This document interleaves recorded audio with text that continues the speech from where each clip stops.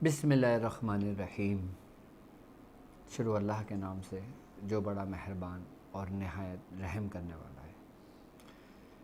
मैं नए आने वाले अपने मोअज़्ज़िज़ मेंबरान को अपने घर में YouTube channel, Facebook, Instagram, Telegram group और वेबसाइट पर खुश आमदीद कहता हूँ और उम्मीद करता हूँ कि आप तमाम लोग खैरियत से होंगे। अल्हम्दुलिल्लाह आज हमारी 18वीं ट्रांसमिशन जारी है और हम 19वें रोज़े में दाखिल हो चुके हैं। अल्लाह रब्बुल इज़्ज़त इस रमज़ान की बरकतें, इसकी रहमतें, इसके फ़ैज़ात और जो कुछ हम इबादत करते हैं, जो कुछ हम रियाज़त कर रहे हैं, हम जो कुछ भी पढ़ते हैं, अल्लाह रब्बुल इज़्ज़त इस रमज़ान की बरकत से इसमें जो लर्जिश हो जाती है हमसे, जो कोताही हो जाती है, अल्लाह रब्बुल इज़्ज़त हमें माफ़ फरमाए और हमारी इबादतों को अपनी बारगाह में कबूल व मकबूल फरमाए। नाज़रीन और सामीन किराम, मेरे साथ जो लोग इस रूहानी सफ़र में शामिल हैं और जो लोग इस सूरह कुरैश के लश्कर का हिस्सा हैं, मैं चाहता हूं कि मैं उनको हर एक चीज़ से आगाही दूं, हर उस इल्म से आगाही दूं, हर उस नॉलेज से आगाही दूं कि जो इस रास्ते पे चलने के लिए आपके लिए बहुत ज़्यादा ज़रूरी है। अल्हम्दुलिल्लाह दुनिया भर में जो मेरे शागिर्द मौजूद हैं, ना जाने पता नहीं कब किससे वास्ता पड़ जाए, किस जादूगर से वास्ता पड़ जाए कि जिसका ताल्लुक़ ख्वा किसी भी ममालिक से हो, किसी भी मामला से हो। अगर उसके सामने अगर वो कोई जादू का अवतार करता है तो उसको ये पता होना चाहिए कि इस शख्स के ऊपर अगर जादू हुआ है तो वो जादू क्या है, उसकी अलामतें क्या हैं, उसके सिम्टम्स क्या हैं और उस जादू का अवतार कैसे किया जाएगा। मैं नहीं चाहता कि मेरा कोई शागिर्द ऐसा हो जो किसी दूसरे से पूछे कि ये कौन सा जादू है। मैं जादुओं के बारे में आहिस्ता आहिस्ता आप लोगों को नॉलेज देता रहूँगा और मज़ीद दे रहा हूँ कि जिस तरह मैंने आपको हिंदुस्तान के जादू के बारे में बताया, आज मैं आपसे अरब के जादू के मुतालिक गुफ्तगू करूँगा और अरब के जादू के मुतालिक के साथ साथ मैं उन देवताओं का भी ज़िक्र करूँगा और बताऊँगा कि देवताओं की क्या हकीकत है। देवता बेसिकली ये थे कौन। कुछ लोगों का ये कॉन्सेप्ट है कि वो फरिश्ते होते हैं, कुछ लोगों का कॉन्सेप्ट है कि माज़अल्लाह जो जिसके जहन में आता है, जिसके दिमाग में आता है, वो जो जिसको पूछता है वो उसको उससे मुखातिब करता है। असल देवताओं की हकीकत क्या है, देवता कौन होते हैं।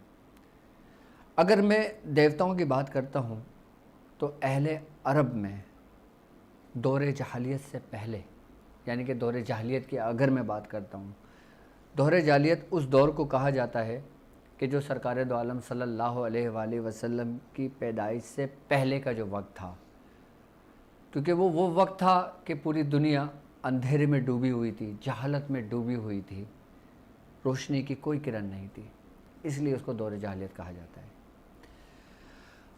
अल्लाह रब्बुल इज़्ज़त कुरान में फरमाता है, अल्लाह रब्बुल इज़्ज़त कहता है कि हमने हर कौम में हादी भेजे, हमने हर कौम में हादी भेजे उनकी हिदायत के लिए, रहनुमाई के लिए। अगर हम कौम की अगर हम बात करते हैं तो इस दुनिया में न जाने कितनी कौमें गुजरी हैं, कोई बनीनो इंसान का गुरूह ऐसा ना गुजरा हो कि जिसमें कोई हादी ना आया हो। लेकिन हम तक जो हमारे बुज़ुर्गान दीन से बात पहुंची है, हम ये जानते हैं कि कम व बेश का लफ्ज़ हम इस्तेमाल इसलिए करते हैं कि हमें इस बारे में अथेंटिक नहीं होते। हम लोग कहते हैं कि कम व बेश 1,24,000 पैगम्बर आए। अब 1,24,000 में से हम कुछ को जानते हैं जिसका कुरान ने बाकायदा ज़िक्र किया है, और कुछ को हम सरकार दो आलम सल्लल्लाहु अलैहि वसल्लम की ज़ुबानी जानते हैं, और कुछ को हम बुज़ुर्गान दीन की निस्बत से जानते हैं। जब हम देवताओं की बात करते हैं, देवताओं की दरअसल दो किस्म होती हैं। एक किस्म देवताओं की ये होती है कि जैसे अल्लाह रब्बुल इज़्ज़त कहता है कि हमने हर कौम में हादी भेजे। अगर आप उन हादी की जो अल्लाह रब्बुल इज़्ज़त ने किसी भी कौम पे भेजा और उसकी तालीम और तरबियत को देखते हैं और अगर उनकी हम हिस्ट्री उठा के पढ़ते हैं तो उनकी ज़िंदगी के अंदर कोई ऐसा मामला या कोई ऐसा असबाक हमें नहीं मिलता कि जिसमें शिर्क का अंसर पाया जाता हो। वो तो बेसिकली लोगों की हिदायत के लिए आए थे, लोगों की रहनुमाई के लिए आए थे। जब तक वो ज़िंदा रहे, जो उनके चेले थे, जो उनके लोग थे, गुरु, उनके साथी जो लोग थे, जब उन्होंने अपनी तालीम और तरबियत मुकम्मल करी, इसमें कुछ लोग उन्हीं गुरु के जिसके महतेत वो चल रहे थे उनकी रहनुमाई ली और उनके ही रास्ते पे चले, और कुछ लोग थे जो अपनी कम इल्मी की वजह से और अपने नफ्स के पैरोकार होने की वजह से वो उनके रास्ते से हट गए और उन्होंने लोगों को यही गुमराह करना शुरू कर दिया कि माज़अल्लाह ये खुदा हैं। क्योंकि उनकी ज़िंदगी के अगर हम बात की जाए तो अल्लाह रब्बुल इज़्ज़त जब अपने दोस्त को भेजता है तो उसको बुराइयों से, उसको वबाओं से, उनको हर चीज़ से महफूज कर देता है।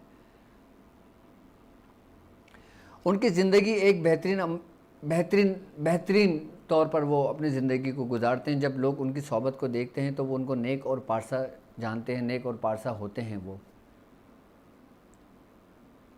तो जो लोग अपने नफ्स के रास्ते पे चल निकले तो उन्होंने अपने ही लोगों को ये कहकर गुमराह कर दिया कि माज़अल्लाह ये खुदा हैं। उनकी वफ़ात के बाद और उन्हीं की सूरत में एक मूर्ति उनकी याद में बना ली गई, और जब उन्होंने याद में उसकी मूर्ति को बना ली गई तो फिर वो सिलसिला चलने लगा। और फिर जब आने वाली नस्लें जो होती हैं ना, फिर वो अपने आबा व अजदाद को देख के उन्हीं के रास्ते पे चलने शुरू कर देती हैं। असल हकीकत क्या थी उससे पर्दा हटा दिया जाता है और वो चीज़ बयान कर दी जाती है जो बेसिकली होती नहीं है। अब इसकी मिसाल मैं आपको ऐसे देता हूँ कि एक वाक़या है कि एक शख्स गांव के अंदर खाना खाने गया, और जब उसने खाना खाया, मेहमान दस्तरखान पे बैठा तो मेज़बान ने एक डंडा लाके दस्तरखान पे रख दिया। अब मेज़बान डर गया कि भाई डंडा लाके क्यों रख दिया इन्होंने। तो खैर मेहमान ने अपना खाना खाया। मेहमान ने मेज़बान से पूछा कि ये डंडा क्यों लाके रखा है। तो मेज़बान ने कहा कि ये हमारे बुज़ुर्गों की परंपरा है, या हमारे बुज़ुर्गों का तौर तरीक़ेकार है कि हम ऐसे रखते थे। तो उसने कहा कि तुमने इसको रिसर्च किया है कि रखने की वजह क्या थी। तो उसने कहा नहीं, मैंने तो रिसर्च नहीं की इसके मुतालिक। उसने कहा तो तुम्हें तस्दीक करना चाहिए। उसने कहा अच्छा तुम एक काम करो, इस गांव में जो सबसे ज़्यादा एजिड बंदा हो, जो बुज़ुर्ग हो इस गांव का, मुझे उससे मिलवाओ, मैं उससे पूछता हूँ। तो जो उस गांव के अंदर जो सबसे बड़ा एजिड बंदा था, वो शख्स उसको वहाँ ले गया। उसने उससे पूछा कि हज़रत हम जब खाना खाते हैं तो बड़ा सा डंडा क्यों रखते हैं। तो उसने कहा कि नहीं, बड़ा सा डंडा नहीं, हमारे इसमें तो एक लकड़ी रखी जाती थी, यानी कि एक लकड़ी रखी जाती थी एक हाथ की। तो उसने कहा तो हम तो बहुत बड़ा डंडा रखते थे। तो उसने कहा अच्छा एक काम करो, जो इससे भी ज़्यादा एजिड बंदा हो, बुजुर्ग हो, आप मुझे उसके पास लेके जाओ। जब वो उसके पास लेके गए, जब उस एजिड के बंदे के पास लेके गए, जो बुजुर्ग के पास लेके गए, उनसे पूछा कि हज़रत आप ये बताएं खाने के वक्त ये डंडा क्यों रखा जाता है। आपने कहा डंडा नहीं, वो तो एक फिंगर टाइप की एक लकड़ी होती थी। ये तो अब लोगों ने जैसे जैसे वक्त गुजरता गया बढ़ता चला गया। बाद में वो पता चला कि तहकीक करते करते तो वो टूथपिक रखा करते थे दस्तरखान में दांतों के अंदर खला करने के लिए, और वो बढ़ते बढ़ते बढ़ते बढ़ते पूरे एक डंडे तक पहुंच गया। तो तहकीक से हम उसकी असल तक पहुंचते हैं। अच्छा, एक देवता की वो एक किस्म है कि जो अल्लाह के दोस्तों में से थे और उनकी ज़िंदगी में शिर्क का अंसर नहीं पाया जाता, और उन्होंने तबलीग करी दीन की, और उसके बाद फिर लोग उससे गुमराह हुए और लोगों ने उनको ही देवता बना दिया। एक तो देवता हम इसको कहते हैं, और एक हम कहते हैं उन्हीं देवताओं को जो बुत बना लेते हैं।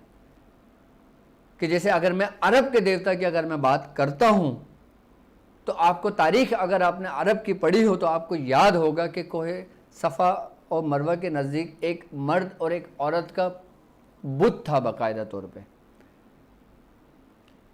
ये मर्द और औरत वो थे कि जिन्होंने खाने काबा के अंदर बदकारी की थी, तो अल्लाह रब्बुल इज़्ज़त का कहर नाजिल हुआ था और अल्लाह रब्बुल इज़्ज़त ने उनको पत्थर का बना दिया था और वो एक इबरत थे लोगों के लिए, यानी कि वो बदकारी की वजह से बने थे। वो जूं जूं वक्त गुजरता गया, शैतान ने उन लोगों के अंदर बुराई और शैतान ने उनके अंदर ये कहना शुरू कर दिया कि भाई ये तो माज़अल्लाह बड़े पाक लोग थे, तो तुम इनकी पूजा शुरू करो, तुम इनसे मांगना शुरू करो।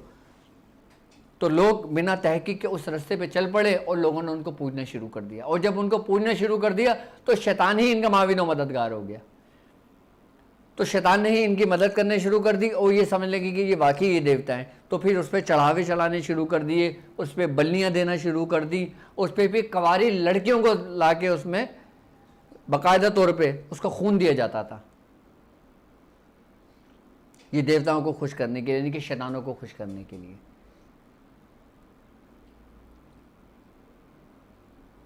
हमारे मज़हब में बुत परस्ती इसीलिए हराम है और इसको कुफ्र का दर्जा दिया गया है कि बाकायदा तौर पे जो बुत होता है उसके अंदर शैतान सलाहियत कर जाता है।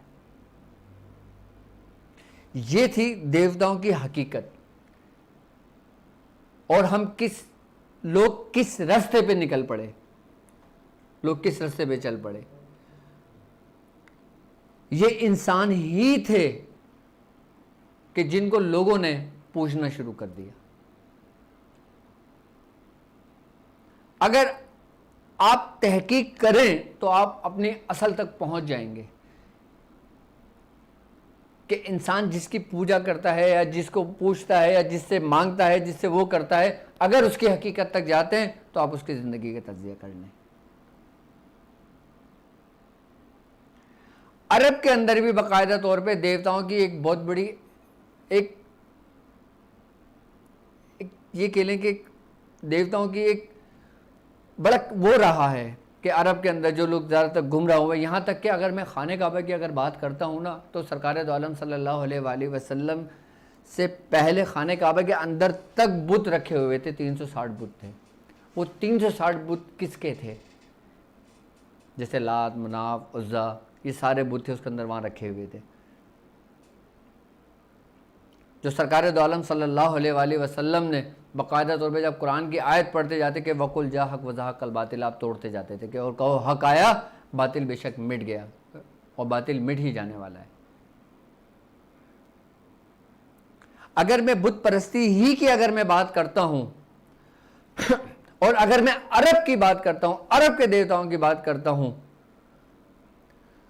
तो आप ये देखें कि हज़रत इब्राहीम अलैहिस्सलाम के दो बेटे थे, हज़रत इस्माईल अलैहिस्सलाम और हज़रत इसहाक अलैहिस्सलाम। हज़रत इसहाक अलैहिस्सलाम की जो औलादें चली हैं उनसे फिर बनी इसराइल का सिलसिला चला है। लेकिन हज़रत इस्माईल अलैहिस्सलाम की अगर नस्ल की अगर मैं बात करता हूँ तो इस नस्ल के अंदर सिर्फ और सिर्फ सरकार दो आलम सल्लल्लाहु अलैहि वसल्लम माबूस हुए।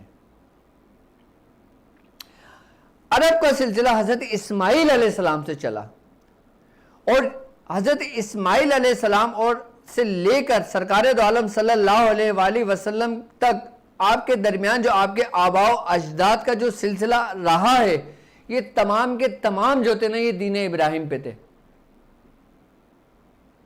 इन्होंने कभी बुत परस्ती नहीं करी है, इन्होंने कभी शिरक नहीं किया, क्योंकि अल्लाह रब्बुल इज़्ज़त अपनी महबूब की नस्ल को उसने महफूज कर दिया था और उसने क़यामत तक महफूज कर दिया। हज़रत इस्माईल अलैहिस्सलाम से लेकर सरकार दो आलम सल्लल्लाहु अलैहि वसल्लम तक की अगर हम बात करते हैं तो ये 40 पुश्तों का फ़र्क पड़ता है। इसके बाकायदा तौर पे सीरत नबी के अंदर एक तरतीबवार पूरे नाम भी मौजूद हैं। और जो लोग दीन इब्राहिम से हटे, कि जैसे अबू लहब था, जैसे अबू जहल था, वो भी बुत परस्ती में पड़ गए, मुशरिकीन में से हो गए। और जो सरकार दो आलम सल्लल्लाहु अलैहि वसल्लम का जो नसब था, ये दीन इब्राहिम पे था, ये अल्लाह ताला ने महफूज कर दिया था।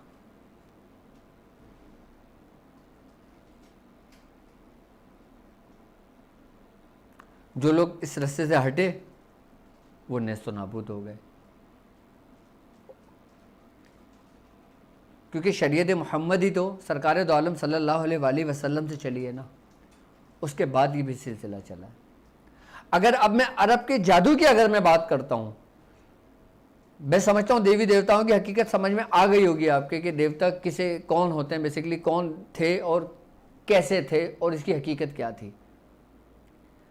अब मैं अगर अरब के जादू की अगर मैं बात करता हूँ, अरब के अगर हम थोड़ा पीछे की तरफ जाते हैं, हम सफ़र करते हैं, और अरब के अंदर जो बेसिकली जो जादूगर होते थे ना, वो जब तक इल्म फल्कियात पे उबूर हासिल नहीं करते थे उस वक़्त तक वो उसके ज़मरे में दाखिल नहीं होते। एक बात याद रखिएगा कि अगर मैं बात करता हूँ इल्म फल्कियात की, यानी कि सबा सियारगान की, सितारों की, चाँद की, सूरज की, उनकी मंजिलों की, तो इस पे सबसे ज़्यादा जो काम किया है ना वो अरबियों ने, अरब ने किया है तारीख़ में। अच्छा, इसका एक इस्तेमाल पॉजिटिव है, एक इस्तेमाल इसका निगेटिव है।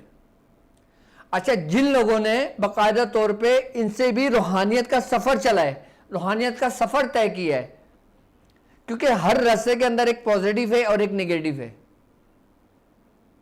अगर हम कोई अमलियात करते हैं, अगर हम कोई अमल करते हैं और उन अमाल के दौरान अगर हम मंजिलों का तयन करते हैं, पहले तो हमें ये पता होना चाहिए कि मंजिलें बेसिकली होती क्या है, मंजिलें हैं क्या। अगर ज़मीन की बात करता हूं तो हमारी ज़मीन दो गर्दिश है हमारी ज़मीन में। एक वो जो सूरज के गिर्द घूमती है जिसे शमसी गर्दिश कहते हैं, और एक जो इसी के महवर में गिर्द होती है, घूमती है। इसी तरह चांद की भी दो गर्दिश है, इसी तरह चांद की भी दो गर्दिश है। एक गर्दिश वो जो जमीन के गिर्द घूमती है और एक वो जो चांद की अपने महवर की गर्दिश होती है। अब जब इन चारों गर्दिशों का जो नतीजा होता है ना, इसके दरमियान जो कमोबेश जो घटता है, उसका जो टाइम ड्यूरेशन होता है वो 28 दिन का होता है। यानी कि 28 दिन में आपने देखा होगा कि चांद कमोबेश यानी कि कम और ज्यादा होता है। यानी कि अगर हम चांद की पहली तारीख से अगर शुरू करेंगे तो चांद बढ़ना शुरू होगा। अब चांद का जो बढ़ना शुरू होता है और चांद का जो उतरना शुरू होता है, यानी कि चांद की पहली तारीख से लेकर 15 तारीख तक चांद पूरा चढ़ता है। अच्छा, इसकी मंजिलें अलग हैं। इसकी मंजिलें क्या हैं कि जैसे शर्तीन कहा जाता है, बतीन कहा जाता है, सुरैया कहा जाता है, दबरन कहा जाता है। इसकी पूरी मंजिलें हैं इसकी बाकायदा तौर पर। इन्हीं मंजिलों को जानना, इन मंजिलों को समझना, इन मंजिलों पे मामूर जो मौकलान और जो फरिश्ते हैं उनसे काम लेना। अगर आप इनसे पॉजिटिविटी का काम लेते हैं तो ये आपके लिए बिल्कुल एक सीधी रास्ता होता है, और अगर आप इन्हीं से नेगेटिविटी का काम लेते हैं, यानी कि इसके अंदर अगर मैं मौकलान की अगर बात करता हूं, अच्छा, इनका ताल्लुक ऐवान से भी है, मौकलान से भी है, शयातीन से भी है। अगर मैं शर्तीन ही मंजिल की अगर मैं बात करता हूं कि शर्तीन मंजिल में अगर किसी को अमल किया जाता है, अगर मैं रूहानी उलूम की बात करता हूं, यानी कि रूहानी अमल की अगर मैं बात करता हूं, तो इसकी मंजिलें बाकायदा तौर पे तय करना पड़ती है कि इसकी मंजिल के अंदर इस वक्त इस साथ में कौन से मौकलान की ड्यूटी है। ये एक इल्मुल आदाद, इल्मुल हुर्फ का एक इल्म होता है जो इसके माबेन इसके मातहत होता है, कि जिसके जरिए हम पता लगाते हैं कि हमने मिसाल के तौर पर सूरह मुज़म्मिल का अमल पढ़ना है। सूरह मुज़म्मिल का अमल हमने इतनी तादाद में पढ़नी है, लेकिन हमने किस वक्त, किस साथ, किस सिमत शुरू करनी है इसकी तादाद, और इस वक्त कौन सी मंजिल चल रही है। इस मंजिल को जानना, इसको समझना, और फिर इसको मौकलान के नाम, जैसे अगर मैं बात करता हूँ शर्तीन मंजिल की, तो इसके जो मौकलान है उसका नाम है सवाती देव। और जो इब्रानी लोग होते हैं ना, इब्रानी लोगों के अपने ही अकायद के हिसाब से मुतालिक वो ये कहते हैं कि इसके जो मौकलान है उसका नाम है शताइल। अब जो जादूगर होते हैं, जो ये इल्म को नेगेटिव की तरफ इस्तेमाल करते हैं, नेगेटिविटी की तरफ इस्तेमाल करते हैं, तो वो शताइल से मदद लेते हैं। अब जब वो शताइल से मदद लेते हैं, जब वो इस मंजिल और इसके जो तासुर, जो इसकी एक हकीकत होती है, जो इसकी एक असर होता है, जो इसकी मंजिल की वो होती है, उसके असरात होते हैं, ये उसको अपने कंट्रोल करके बाकायदा तौर पे मौकल से और फिर ऐवान से और फिर इन चीज़ों से भी वो मदद तलब करते हैं। अरब के लोग जो ना अक्सरियत में, अगर अरब के अगर जादू की बात करता हूँ ना, तो ये तकरीबन मवक्किलान से ये लोग मदद लेते हैं। अच्छा, मवक्किलान से मदद लेना ऐसा होता है कि आप जब तक इनको आप जानोगे नहीं, इनको समझोगे नहीं कि ये किस वक्त, किस साथ में, किस मकाम और किस मंजिल में है, उस वक्त तक आप इनके करीब नहीं पहुंच सकते। जभी तो मैं आपसे कहता हूं ना कि मवक्किल की हाजिरी करना इतनी आसान नहीं होती है। मवक्किल तक पहुंचना बहुत दूर की बात होता है। मवक्किल तक वही लोग पहुंचते हैं जिनकी 30-30 साल की, 40-40 साल की रियाजत होती है, 20-20 साल की रियाजत होती है। सुरुख जिन्नात तक तो आप पहुंच जाते हो, जिन्नातों तक तो आप पहुंच जाते हो, शयातीनों तक तो आप पहुंच जाते हो, लेकिन लोग कहते हैं ना कि भाई फलां शख्स साहब मवक्किल है। ऐसा नहीं होता, वो पूरी पूरी रियाजतें करते हैं। अच्छा, इनको ताबे करना, इनको तस्खीर करना। अच्छा, जब आपने इनको तस्खीर कर लिया और ये आपके मुतीअ फरमा बरदार हो गए, अब आप इनको जो हुक्म देंगे ना, ये उसको बजा लाएंगे। आप इस हुक्म को ये बजा लाएंगे। अब चाहे आप इससे सही काम लेते हो, गलत काम लेते हैं, इसका रास्ता आपने तयन करना होता है। और अगर आप इसी से ये गलत काम लेना शुरू कर देते हैं तो यही जादू के ज़मरे में आ जाता है।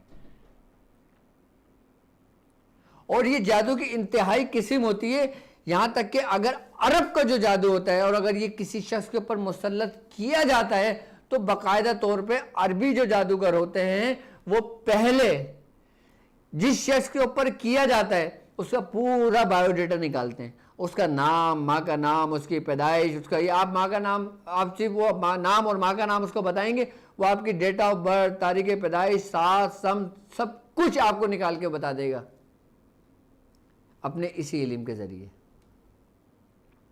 उसके बाद फिर वो ये देखेगा कि इस शख्स की जो पैदाइश हुई थी उस वक्त कौन सा सितारा गालिब था, कौन सा सैयारा गालिब था। अगर जैसे मिसाल के तौर पर किसी की पैदाइश ज़ोहरा में हुई है और किसी की पैदाइश तारों में हुई है, किसी की पैदाइश जहल में हुई है, किसी की पैदाइश कमर में हुई है, तो उस पैदाइशों के हिसाब से फिर वो बाकायदा तौर पे अपने उस मवक्किलान के जरिए जिसने उसको तस्खीर किया हुआ होता है उसकी नहूसत उसके ऊपर डाल देता है। अब नहूसत जो हटती है उसका जो टाइम ड्यूरेशन होता है वो तकरीबन 100 साल का होता है। अब बताओ 100 साल की उसकी उम्र जिंदा रहेगा वो? अब उसकी नहूसत कैसे उतरेगी? अब आप कुछ भी पढ़ के उस पर दम करते हैं, कितनी हांडियाँ उस पर जलाते हैं, उसका उतार नहीं होगा। इसका उतार कौन करेगा? जो इस रास्ते को जानता होगा, जो इन सितारों की चालों को जानता होगा, जो इन सियारगान की मंजिलों को जानता होगा। मियां हुजूर अब इस पर गुफ्तगू नहीं करते, लेकिन अल्हम्दुलिल्लाह जब हमारा दौर था, हमारी सोबत, मियां हुजूर हमसे खुल के गुफ्तगू करते थे। हमें एक एक चीज़, एक एक सितारे, एक एक सैयारगान और एक एक मंजिलों का हमें बताया करते थे कि अगर किसी के ऊपर सितारे की नहूसत अगर डाल दी जाए, किसी सैयारगान के उसके ऊपर नहूसत डाल दिया जाए तो उसको किस तरीके से उतार करेंगे। इस जादू के बारे में कहा जाता है कि अगर ये किसी के ऊपर जादू कर दिया जाए तो ये जादू उसको कब्र में ले जाता है और फिर यही नहूसत जो होती है ना, फिर ये इसकी औलादों में मुंतकिल होने शुरू हो जाती है। अच्छा, ये बहुत शादी और नादिर होता है, बहुत कम होता है, ऐसा नहीं कि हर शख्स के ऊपर ऐसे मामलात होते हैं। और फिर इसको इसी तरतीब और इसी तरीके से उतारा जाता है। जिस सितारे की नहूसत डाली जाती है, जिस सितारे के मामलात उसके ऊपर मुंतकिल किए जाते हैं और जिस शैतान को उसके ऊपर मुसल्लत किया जाता है, और जब इसका उतारा किया जाता है तो इसके बिल्कुल ही अपोजिट सितारे से किया जाता है। इसके बिल्कुल ही अपोजिट जो मुवक्किलान होते हैं उनसे किया जाता है। यानी कि नेगेटिव को आप नेगेटिव से नहीं हटाओगे, आप नेगेटिव को पॉजिटिव से हटाओगे और पॉजिटिव से भी उससे हटाओगे जब आप इसकी मंजिलों का तयन कर लोगे। और जब आप इसकी मंजिलों का तयन कर लोगे, इसका पूरा एक जायजा निकालना पड़ता है जिसके अंदर दिन लग जाते हैं, हफ्ते लग जाते हैं, सिर्फ यही तशखीस करने में कि किस सितारे की नहूसत इसके ऊपर डाली गई है या किस मुवक्किलान और किस शैतानों की ड्यूटी इसके ऊपर लगाई गई है और किस मंजिल में लगाई गई है। यहाँ तक कि जो अरबी जो जादूगर होते हैं, जो अरब में, जो मैं ये बात कदीमी कर रहा हूँ, अब मुझे नहीं पता कि ऐसे लोग जिंदा होंगे जो इस इल्म को जानते होंगे अभी कि अब मुझे नहीं पता कि आपके भी लोग ऐसे हों जो ये काम करते हों, लेकिन मैं आपको उस दौर की बात बता रहा हूँ कि जब ये इल्म अपने उरूज को था। होंगे, अभी भी होंगे, पोशीदा होंगे, क्योंकि जहाँ जहाँ हक है वहाँ वहाँ बातिल है, जहाँ जहाँ उजाला है वहाँ वहाँ अंधेरा है। तो जब किसी भी इसी किस्म के शैतानों को जब इन्हीं मंजिलों के जरिए मुंतकिल किया जाता है ना, तो जो बड़े बड़े जो जादूगर हुआ करते थे ना, वो बाकायदा तौर पे उसके ऊपर बंदिश लगा दिया करते थे, अगर कोई शख्स हम तक पहुंचने की कोशिश भी करता है तो उस मंजिल का तायुन ना कर सके। इसके भी बुजुर्गान ने दीन ने तरीके समझाए, इसके भी तोड़ के, कि अगर ऐसे मामलात होते हैं तो फिर हम मवाकिलान से नहीं, फिर हम ऐवान से मदद लेते हैं, और फिर जब हम ऐवान से मदद लेते हैं तो फिर वो मंजिलों का तायुन करके हमें बताते हैं कि फलां शख्स ने फलां के ऊपर, फलां मंजिल के ऊपर, फलां उसके ऊपर वो चौकी लगाई है या उसके ऊपर पंछी बिठाला है। तो अरब का जो जादू होता है ना, ये इतना आसान नहीं है, और ये करने और ये करवाने वाले, जब भी तो कहा गया था कि दोनों जहन्नमी हैं। अब अगर हम बात करते हैं कि इसका सही इस्तेमाल, इसका वो इस्तेमाल जो बुजुर्गाने दीन ने तालीम किया है, अगर हम इन मंजिलों की सही तायुन कर लें। अच्छा, एक बात याद रखिएगा कि एक अमल तो वो होता है कि जो आप अपनी मर्जी से पढ़ लेते हैं। अच्छा, एक अमल वो होता है जो आप इजाज़त लेकर पढ़ लेते हैं। अच्छा, एक अमल वो होता है कि जैसे मिसाल के तौर पे मैं यहाँ बैठा हूँ, अब लोगों ने मुझसे इजाज़त ली, मैंने उनको इजाज़त दे दी, अब उन्होंने शुरू कर दिया, अब उनको ये नहीं पता कि कौन सी मंजिल है, कौन से साथ है, क्या मामलात हैं, क्या नहीं है, लेकिन उन्होंने शुरू कर दिया। लेकिन उनकी इजाज़त जो होती है ना, वो उनके पूरा हिसार का दायरा बना लेती है। अब जो लोग रुजत में आते हैं वो इसी वजह से रुजत में आते हैं कि उनको नहीं पता होता कि वो अमल किस वक्त, किस साथ, किस मंजिल में शुरू कर रहे हैं। वो चढ़ते चांद में शुरू कर रहे हैं, वो उतरते चांद में शुरू कर रहे हैं। अब चढ़ते चांद में शुरू करेंगे तो किस तरतीब और तरीके से करेंगे। अब जैसे चढ़ते चांद के अंदर अगर चांद की 2 से 3 तारीख हो जाती है, अब चौथी तारीख शुरू हो जाती है, तो चौथी तारीख का जो दिन है वो किस मंजिल में है, उसकी मंजिल क्या है और किस साथ में वो काम किया जा रहा है। जिस साथ में किया जा रहा है, क्या वो नहस है या वो साद है, क्या वो सही है, क्या वो गलत है।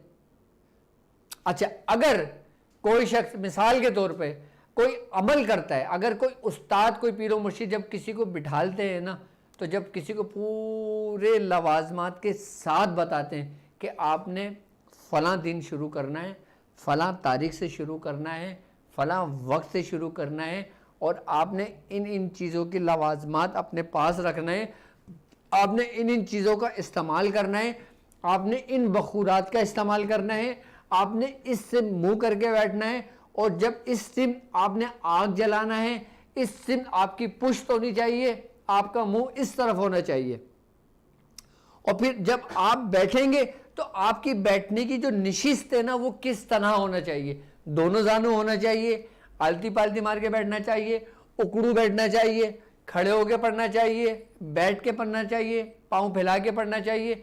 हर चीज़ माने रखती है, हर चीज़ माने रखती है। ये मैं आपको वो तरीक़ेकार समझा रहा हूँ कि जब हम ज़कात अदा करके दावत में दाखिल होते हैं, जब हम किसी भी सूरत की दावत देते हैं ना, उसके बाद ये लवाजमात लाजमी और अहम होते हैं। दावत का मकसद ही ये होता है कि आपको एक एक मंजिल और एक एक वक्त, एक एक साथ का तायुन किया जाएगा, आपको मखसूस होकर हर तरीके का। जब वो शख्स दावत पे बैठता है, इन तमाम मंजिलों को मद्देनज़र रखते हुए और इन तमाम सैयारों, तमाम सितारों को अपने मद्देनज़र रखते हुए, और फिर उनके बखूरात का इस्तेमाल रखता है अपने पास, और फिर उन खुशबुओं को अपने पास रखता है, और फिर उस सिमत का तायुन करता है जिस सिमत का उसको हुक्म दिया जाता है, फिर पहले दिन से ही उसमें हरकतें आना शुरू हो जाती हैं। पहले ही दिन से उसको महसूसात होने शुरू हो जाते हैं, उसको खुशबू आना शुरू हो जाती हैं, और उसी दिन से बाकायदा तौर पे उसके बुजुर्गों की अरवाहें कि जो उसके साहिब दावत बुजुर्ग गुजरे, उनकी रूह उनकी मदद को पहुंचने लगती हैं कि वो किसी किस्म में कहीं गुमराह ना हो जाए, कोई डरो खौफ उस पर हावी ना हो जाए।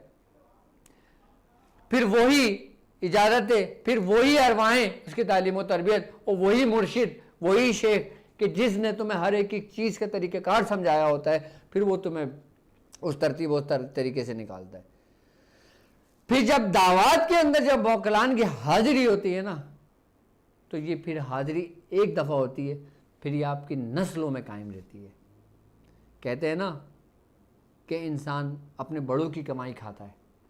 आपने देखा होगा अक्सर बुजुर्गान दीन को, कि अब जैसे मैं पीर मेहर अली शाह की बात करता हूँ, जैसे हम हज़रत निज़ामुद्दीन औलिया महबूब इलाही की अगर मैं बात करता हूँ, हज़रत बाबा फरीद मुस्तफ़ा शकर रहमतुल्लाह अलैह की बात करता हूँ, उन्होंने दावतें दी, उन्होंने अपने आप को सर्व कर दिया। आज उनकी औलादें भी उनके नाम का खाती हैं। आज उनकी औलादों के भी वो हामी और मददगार होते हैं। आज उनकी औलादें भी वो किसी भी हाल में रहें, अगर वो उनसे मदद तलब करें ना, तो वही मोकलान जिन बुजुर्ग ने अपनी ज़िंदगी के अंदर उस पर रियाजत और ताबे करके उसको दावत दी थी, वो उसकी नस्लों तक उसके मुहाफ़िज़ बन के रहते हैं। और ऐसे कि नस्लें या तो बना देते हैं या फिर बिगाड़ देते हैं। बना देते हैं कि जो उनके रास्ते पर होता है, बिगाड़ देते हैं जो उनके रास्ते से हट जाता है, जुदा हो जाता है। दावत इतना आसान नहीं होता। दावत का सिलसिला ये चला ही अरब से था। हर चीज़ की अहमियत होती है। मैं क्यों आप लोगों को समझाता हूँ कि आप लोग सीखो, आप समझो, आप पढ़ रहे हो, पढ़ो, अपने अंदर रूहानियत पैदा करो। अच्छा, पढ़ाई पता है क्यों दी जाती है? आपको पता है कि शुरू में आपको 70 मरतबा दी गई, शुरू में आपको 313 मरतबा सूरह कुरैश पढ़ने दी गई। वो किस लिए दी गई है? वो क्या हाजिरी के लिए दी गई है? क्या आपको रूहानियत को हाजिर करने के लिए दी गई है? वो पढ़ाई इसी लिए दी गई है ताकि जब आप उसकी तकरार करेंगे, एक रस्सी को मजबूती से थामेंगे, ताकि उसकी बरकत से, उसके नूर से, उसकी इजाज़तों से आपके अंदर जो ख्यालात फासिदा है ना, आपके अंदर की जो गिलाजत है, आपके कल्ब पे जो गिर्द जमी हुई है, जो उसको रिमूव करती है। जब आपके, असल में हमारा जिस्म एक बर्तन है और बर्तन ये गंदा हुआ है। अब हम इसमें खाना डालेंगे, गंदे बर्तन में खाना, कोई भी खाना पसंद नहीं करेगा। सबसे पहले क्या करेंगे? आप बर्तन को धोएंगे, उसको चमकाएंगे। अगर वो बर्तन नापाक है तो आप उसको आग पे तपकेंगे, सहेंगे, उसको साफ करेंगे, उसको पाक करेंगे और साफ पानी से धोएंगे। उसके बाद जाके जब वो बर्तन पूरा साफ हो जाएगा, फिर आप उस पर इस्तेमाल करेंगे। बर्तन जितना गंदा होगा, आपको साफ करने में उतना ही टाइम लगेगा, और जितना बर्तन कम गंदा होगा, वो जल्दी वक्तों में जल्दी साफ हो जाएगा। बर्तन से मुराद हमारा अपना बातिन। हमने जो सूरह कुरैश तालीम की गई है, हमने आपको अभी के लिए नहीं, हमने आपको बाद के लिए तैयार करना है, आपके आने वाली नस्लों के लिए तैयार करना है। आप क्या ये समझते हैं कि आप ये साल, 2 साल, 5 साल, 10 साल, 20 साल की ज़िंदगी गुजारेंगे, आपके बाद मामला ख़त्म हो जाएंगे? नहीं जी, मैं जिस रास्ते से आपको लेके जा रहा हूं ना, ये आपके आने वाली औलादों, आने वाली नस्लों के काम आएगी ये चीज़ें।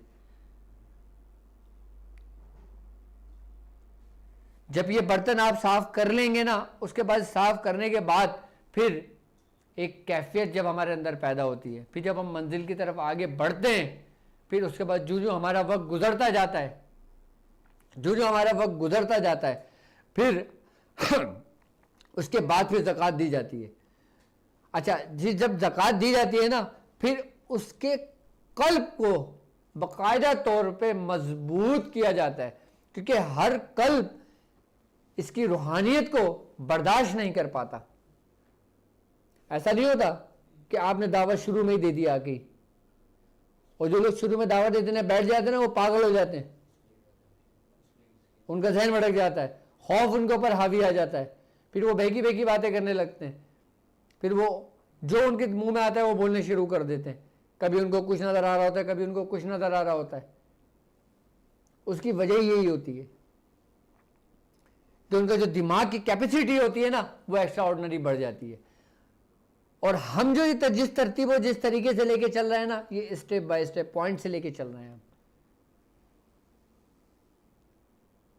अब एक 60 वाट का बल्ब आप देख लो, आप बर्दाश्त कर सकते हो। 100 वाट का बल्ब देख लो, आप बर्दाश्त कर सकते हो। अगर 1000 वाट का बल्ब लगा दिया जाए और आपको देखने को कहा जाए, आप नहीं देख पाओगे। लेकिन आप आहिस्ता आहिस्ता अगर बढ़ते जाओगे ना, तो एक वक्त 1000 वाट का बल्ब भी होगा ना, तो वो भी आपका कुछ नहीं बिगाड़ेगा। इस सफर के अंदर आहिस्ता आहिस्ता आपके अंदर सलाहियत हो रही है और आहिस्ता आहिस्ता आपकी तालीम और तरबियत हो रही है। यही वो सफर है जिस पे बुजुर्गान दीन ने अपनी पूरी पूरी जिंदगियां सर्व कर दी। जब आप इन मामलात और अच्छा, ये हमें कैसे पता? ये ऐसे पता कि हम इस रास्ते से गुजरे, मियां हुजूर ने हमें पूरा इस रास्ते से गुजारा है। जो हमने 5-6 साल 7 साल अपने आप को बंद कर दिया था ना एक जगह, ये हमने वही मामला सीखे जो आज आपको बता रहे हैं, आज आपको समझा रहे हैं।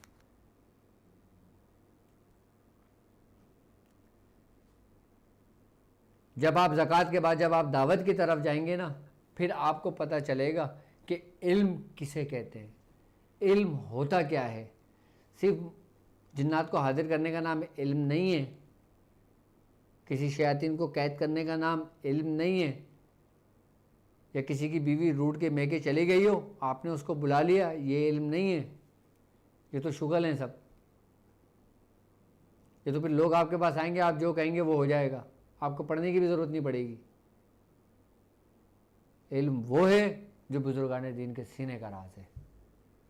इल्म वो है कि जब हज़रत बाफरी मसूद गंज शकर रहमतुल्लाह अलैह आप मट्टी के डले पे पढ़ के देते थे तो वो सोने का बन जाता था।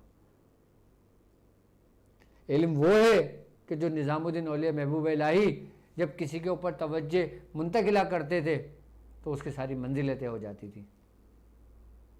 इल्म वो है, इल्म ये नहीं है। अगर मैं इस इल्म की बात करता हूँ, अगर मैं दुनियावी मकासद के लिए जो लोग इल्म हासिल करते हैं, अगर मैं उस इल्म की बात करता हूँ, तो ये बिल्कुल निचले दर्जे का इल्म है, जिसका कोई दर्जा ही काउंट नहीं होता। अहले सलूक के नज़दीक, अहले दुनिया के नज़दीक तो वो इंतहाई इल्म कहलाता है। अहले दुनिया अगर इस अपनी नज़र से देखेगा तो वो ये सोचेगा कि ये इल्म की इंतहा है, लेकिन अगर अहले सलूक उस इल्म को अपनी आंखों से देखेगा तो वो ये समझ लें कि इंतहाई असफल दर्जा है, निचला दर्जा है ये इस इल्म का। लेकिन आपको आना चाहिए, आपको पता होना चाहिए। अगर आप इस मंजिल पर रुक गए, कहते हैं कि सलूक के अंदर वो जो 14वीं जो दर्जा है ना, जो 14वीं मंजिल है ना, वो कश्फ व करामत की है।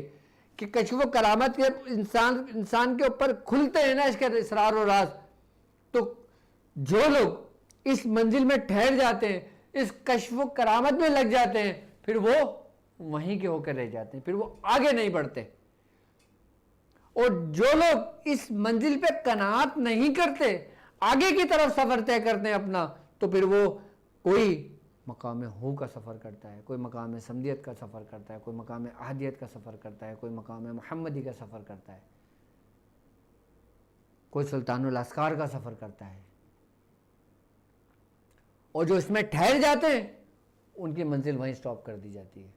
और जब इंसान राय सलूक में सफ़र करता है तो उसके जो मकामात होते हैं वो फिर नुजबा से चलते हैं, रुकबा पे आता है, फिर नुकबा पे आता है, फिर वो अब्दालों में शामिल होता है, फिर अब्दालों में शामिल होने के बाद फिर वो मकाम कुतबियत पे जाता है। कभी मैं इस मंजिलों के बारे में भी बताऊंगा, इन ओहदों के बारे में भी इंशाअल्लाह ताला आपको बताऊंगा कि कौन कौन इस मंजिलों तक पहुँचते हैं और उनके क्या क्या मकामात होते हैं और उनकी क्या क्या ड्यूटियाँ होती हैं। लेकिन इसके लिए आपने अपनी बेसिक बुनियाद को मजबूत करना होगा। आपने इसके साथ साथ इल्म हुरूफ को सीखना होगा, इसके साथ साथ इल्म आदात को सीखना होगा, इसके साथ साथ तस्खीर सब्बत सैयरगान को सीखना होगा, इसके साथ साथ आपने सितारों के इल्म से इसको आपने रोशनाई करनी होगी, आपको जानना होगा। अगर मैं इल्म नजूम की अगर मैं बात करता हूँ ना, तो ये एक बड़ा वसी इल्म है, लेकिन हर बंदा इस इल्म तक नहीं पहुँचता। अल्लामा इकबाल का एक शेर है ना, कि अल्लामा इकबाल कहते हैं कि काफिर की ये पहचान कि वो अफलाक में गुम है, मोमिन की ये पहचान गुम उसमें है आफाक। आपने ठहरना नहीं है, आपने अंदर समा के उस वदर से निकल जाना है। लेकिन आपको पता होना चाहिए कि अगर आपका वास्ता किसी ऐसे जादू से पड़ जाए कि जिसके ऊपर इस ही किस्म की नहुसत डाली गई है, इस ही जादू की नहुसत डाली गई है, तो आप उसको कैसे उतारेंगे, कैसे ख़त्म करेंगे उसको? इसी को सीखने का तो नाम है। ये इंसान किताबों से नहीं सीखता। अगर किताबों से लोग उस्ताद बनते ना, तो आज पूरी दुनिया के अंदर उस्ताद ही उस्ताद होते हैं, शागिर्द कोई भी नहीं होता बेचारा। और जो लोग किताबें देख कर पढ़ते हैं, किताबों से चल कर करते हैं, वो किसी न किसी रुजत का शिकार हो जाते हैं। कुरान पाक अल्लाह रब्बुल इज़्ज़त की वो वाहिद किताब है इस पूरे कायनात में कि इसको आप जिस नीयत से पढ़ेंगे आपको उतना फैज़ होगा। आप जिस नीयत से इसको समझेंगे आप उतना ही आपको समझ आएगी। आज आप पढ़ें, आज सीखें, फिर कल पढ़ें, फिर कल आपको एक अलग बाब खुलेगा, फिर रोज़ाना एक अलग बाब खुलेगा, फिर इसरार आप पे दिन ब दिन खुलते चले जाएंगे। आज कुफार अगर तरक्की कर रहे हैं ना, तो वो हमारे कुरान की बदौलत कर रहे हैं, क्योंकि वो उस कुरान को बाकायदा तर्जुमे के साथ उसमें गौर व फिक्र करते हैं कि इसमें इस आयत में अगर इस चीज़ का जिक्र हुआ है तो इसका मकसद क्या था, क्योंकि वो ये बात अच्छी तरह समझते हैं कि ये रब का फरमाया हुआ कलाम है, ये हक है। वरना दुनिया की कोई किताब भी आपको कभी भी पूरी किताब फ़ायदा नहीं देगी, सिवा कुरान पाक आपको फ़ायदा देगा, नफ़ा देगा। और जो लोग कुरान को और सुन्नत को छोड़ देते हैं और दूसरी किताबों के पीछे पड़ जाते हैं, वो भी गुमराही उनका मुकद्दर बनती है। और अगर कुरान और सुन्नत को आप मजबूती से थाम के रखते हैं और फिर कोई किताब पढ़ते हैं तो आप गुमराह नहीं होते।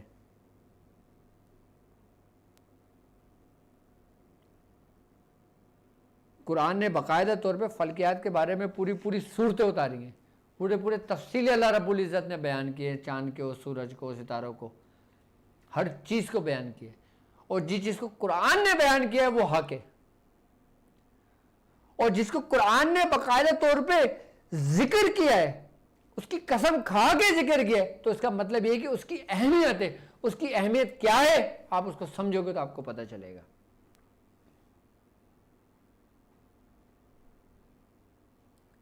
हम जब तक अपने बुजुर्गों की सोहबत इख्तियार नहीं कर सकते, जब तक हम अपने बुजुर्गों से नहीं जुड़ते, जब तक हम किसी सलासिल से वाबस्ता नहीं होते, हम पे ये उलूम आश्कार नहीं होते। सिर्फ पढ़ना ही साहिब कमाल नहीं होता हजरत, साहिब कमाल बुजुर्गों की सोहबत होती है। वो कहते हैं ना कि किसी बुजुर्ग की एक लम्हे की सोहबत आपकी 1000 किताबें पढ़ने से बेहतर है।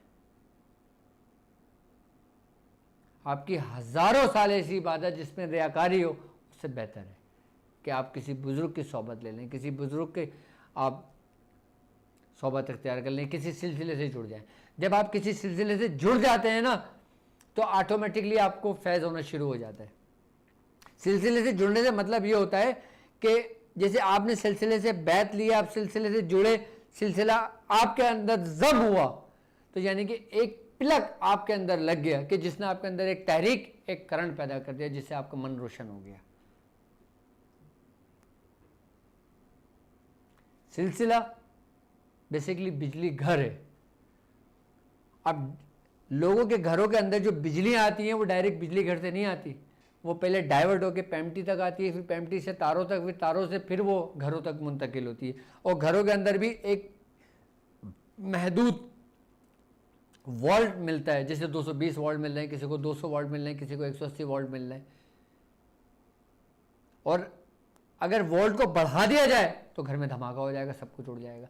बिल्कुल इसी तरतीब से ही सिलसिले का फैज़ मुरीदों को पहुंचता है कि वो उनकी कैपेसिटी के हिसाब से उनको दिया जाता है, उनको मिलता है। अब वो किसी भी डिग्री का हो, वो किसी भी दर्जे हरारत का हो, वो किसी भी वोल्टेज का हो, फैज़ सबको मिलता है, किसी को ज़्यादा मिलता है, किसी को कम मिलता है, किसी को बहुत ज़्यादा मिलता है।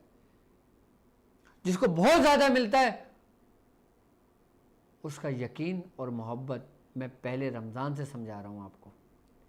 इन दो चीज़ों को आप अपने दिल में कायम मकाम कर लें, जो फैज़ आप सिलसिले का पाएंगे ना, वो काबिल दीद होगा आपके लिए। मैं समझता हूँ अरब का जादू भी आपके समझ में आ गया होगा, और यही अरब का जादू और इसी तरतीब से ये मैं आपको वो तरीक़ेकार समझाएँ, वो तरीक़ेकार बताएँ जो शुरू से चलते हुए आ रहे थे, और आपके मसाइल और उनके हल के लिए आप हमें लाइव कॉल कर सकते हैं। और लाइव कॉल के अलावा आप हमारी वेबसाइट www.abdulwajid को आप ज्वाइन कर सकते हैं, और उसमें वेबसाइट पे बाकायदा तौर पे आप अपने मसाइल भी हमसे डिस्कस करते हैं। जी अस्सलाम वालेकुम। वालेकुम सलाम। डॉक्टर साहब बात कर रहे हैं? जी बिल्कुल बात कर रहे हैं। डॉक्टर साहब, मैं तो मुरीद हूँ इंडिया से, मोहम्मद अली। मैंने आपको फ़ोन किया था डॉक्टर साहब, मेरे पूरे मस्जिद बहुत खुशी हुई आपसे बात करके। डॉक्टर साहब, एक चंद चीज़ें हैं जो पूछना था आपसे, मैं शुरू करूँ? जी जी जी मुख्तसर पूछिए आप। डॉक्टर साहब, मुझे जब मैं डॉट का प्रैक्टिस कर रहा हूँ ना डॉक्टर साहब, तब मुझे है ना डॉट में अरबी के अल्फाज दिख रहे हैं, ठीक उसमें है, फाज करके दिख रहा है, जो अरबी में फा, अलिफ और ज वो दिख रहा है। ठीक है। और वो एक चीज है डॉक्टर साहब, और नादिर अली का ये इजाजत चाहिए था मुझे और मेरे घर वालों को, आप तरीका भी थोड़ा बता दीजिए डॉक्टर साहब। जी बिल्कुल। और एक चीज मेरे सपने का ये है, जिसमें मैंने एक बुजुर्ग को देखा है, और उसमें एक बुजुर्ग बैठे हुए, रोशनी पूरा जो मतलब चेहरा नहीं दिख रहा है उनका ना, और वो बोल रहे हैं कि तुम भी मुझसे बैत ले लो, और तुम्हारे घर में जितने भी लोग हैं उनको भी बोलो कि मुझसे बैत ले ले। ठीक वो है, चीज है डॉक्टर साहब। अब ठीक है, अब आप समझ और लें, मेरी बात मेरे सुन लें बस। मेरे अब सबसे पहली बात ये कि नादिर अली की बोलिए मेरी तरफ डॉक्टर से साहब। आपको इजाज़त है। ठीक है, आप 19, 20 और 21 तारीख को 700 मरतबा रोज़ाना नादिर अली पढ़ लें। ठीक है, और दूसरी बात ये है कि बैत आप उस वक़्त उस जगह लें कि जहाँ पे आपकी मोहब्बत, आपकी निस्बत और आपका यकीन हो। जब आपके अंदर ये तीनों चीज़ें होंगी, जब आप किसी से बैत लेंगे तो आपको उसका फ़ायदा होगा। जी अस्सलाम वालेकुम। अस्सलाम वालेकुम डॉक्टर साहब, कैसे हैं आप? ठीक है जी वालेकुम अस्सलाम। जी डॉक्टर साहब, मैं आपसे मुलाकात हुई थी DHA में ना, ठीक है, पिंडी में।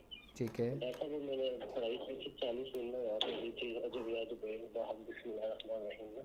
ठीक है, तो वो डॉक्टर साहब, वो मुकलात भी आ गए थे, लेकिन वो एक आमिर है ना, उसका नाम वो फ्रेंच लिया ना मेरे से, आमिर नाम है उसका ना। ठीक है, तो वो काफी सा पहले इधर रहता था, वो पानी वगैरह शुगर का देता था। तो ठीक है। वो मेरी 40 दिन पढ़ाई से पहले हाथ में आया, तो मुझे मुझको अभी देखा सूरह था, तो कुरैश आप कितना पढ़ रहे हो?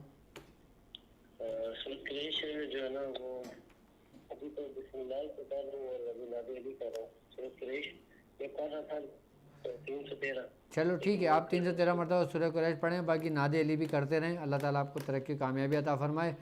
बाकी मैं इंशाअल्लाह ताला आपके मामलात को मैं देख लूँगा। ठीक है, और दूसरी बात ये चीज़ जहन में रखें कि जो हमारे शागिर्द हैं और जो हमारे पीर भाई हैं, जो हमारे मुरीद हैं और जो हमारे सिलसिले से वाबस्ता हैं, ये चीज़ अपने जहन में रख लें कि कोई शख्स उनका अमल सल्ब नहीं कर सकता, ख़त्म नहीं कर सकता। जी अस्सलाम वालेकुम। पाक अरवाह से मुलाकात करने का अमल बता देना। किससे मुलाकात करने का? वली अल्लाह से औलिया अल्लाह मुलाकात से करने का। मुलाकात करने का अमल। आप औलिया अल्लाह से मुलाकात करने का रखते हैं तो आप सूरह मुज़म्मिल कम से कम 11 मरतबा रोज़ाना पढ़ना शुरू करें। ठीक है, इंशाअल्लाह। चले। ओके। और काशिफ अली ख़ान, मेरी तरफ़ से आपको इजाज़त है। आपकी वालदा को मेरी तरफ़ से इजाज़त है, वो सूरह कुरैश 313 मरतबा पढ़ें। जी अस्सलाम वालेकुम। वालेकुम सलाम रहमतुल्लाह।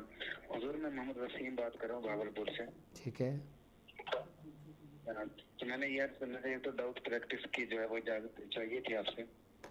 मेरी तरफ़ से आपको इजाज़त है। और दूसरी बात ये, मैं ये सारे कुतुब बा मुवक्किल कामिल हूँ, तो उसके ज़रिए जो है वो अगर हजरात का अमल की इजाज़त मिल जाए तो नवाजिश होगी। तो हाजरात के अमल की आपको पता है तरीक़ेकार? नहीं वही उसकी मतलब तरीक़ेकार और तो इजाज़त फिर ईद के बाद इंशाल्लाह ताला जब मुलाकात होगी फिर मैं समझाऊंगा, ठीक है। ठीक है इंशाल्लाह। अल्लाह अस्सलाम। हाफ़िज़। वालेकुम अस्सलाम व रहमतुल्लाह। जी अस्सलाम वालेकुम। जी अस्सलाम वालेकुम। वालेकुम अस्सलाम। जी माजिद भाई बात कर रहे हैं? जी बिल्कुल बात कर रहे हैं। माजिद मैं नूरक्षा फातिमा बात कर रही हूँ। मेरी पहले आपसे बात हो चुकी थी ठीक है। मैसेज पे, और आपने मुझे जो है वो सूरह कुरैश की तो पढ़ने की इजाज़त अता फरमाई थी। ठीक है। तो मुझे आपसे ये पूछना था कि वो मैं अभी मुसलसल पढ़ रही थी, तो परसों ही जो है ना वो मैंने पढ़ा था, तो उसी बार मैंने ख्वाब में देखा कि बहुत मैंने मछलियाँ पकड़ी और सफ़ेद रंग की मछलियाँ सही है। तालाब में से। तो फिर उसके बाद जो है ना उसके बाद मुझे बुखार चढ़ गया, तो आज जो है वो मेरी जो है वो आज मैं नहीं पढ़ पाई। ठीक है, लेकिन आप कोशिश ये करा करें कि अगर जब ना पढ़ सकें तो जब थोड़ी हिम्मत है आपको, जब हिम्मत हो तो आप उसी वक्त पढ़ लिया करें, ठीक है। और बाकी अच्छी बात है, अच्छी अलामत है। अल्लाह तबारक ताला आपका पढ़ना कबूल फरमाए, और जिस नीयत से आप पढ़ रही हैं अल्लाह ताला उसको अपनी बारगाह में कबूल फरमाए। और जिस शख्स पे मसान का जादू किया हो वो क्या करे? अस्सलाम वालेकुम। वालेकुम अस्सलाम। जी माजिद भाई बात कर रहे हैं? बिल्कुल बात कर रहे हैं। जी माजिद भाई अभी मेरी आपसे बात हुई थी, कॉल डिस्कनेक्ट हो गई। मुझे आपसे ना इजाज़त इस तरह चाहिए थी कि अगर जैसे मैं इसे पूरे किसी और टाइम पे पढ़ सकती हूँ या मुसलसल एक ही टाइम मुकर्रर करना है? आप किसी भी टाइम पढ़ लें, आपको इजाज़त है। अच्छा माजिद भाई मुझे एक और बात करनी थी कि जैसे आपने जो है वो आयतुल कुर्सी के वर्ड का बताया, तो मुझे उसकी भी इजाज़त चाहिए थी कि वो मैं जैसे नमाज के बाद 7 दफ़ा वो वर्ड में रख लूँ।